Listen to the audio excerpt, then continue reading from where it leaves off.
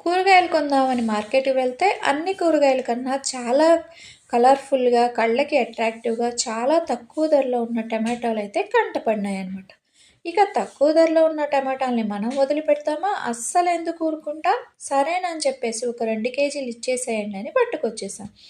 ఈ పట్టుకొచ్చిన టమాటాల్ని ఫ్రిడ్జ్‌లో పడేస్తే ఏం ఉపయోగం ఉంటుందబ్బా! సరేనని చెప్పేసి ఈ టమాటాలను కొంచెం చింతపండు జోడించి గట్టిగా పిసికి వాటర్ వేసి టమాటో రసాన్ని ప్రిపేర్ చేసుకోవాలి. తర్వాత స్టవ్ వెలిగించి గిన్నె పెట్టి ఆయిల్ వేసి తాలింపు గింజలు, ఉల్లిపాయ ముక్కలు టపటపలాడినాక ముందుగా ప్రిపేర్ చేసి పెట్టుకున్న టమాటో రసాన్ని వేసేసుకోవాలి.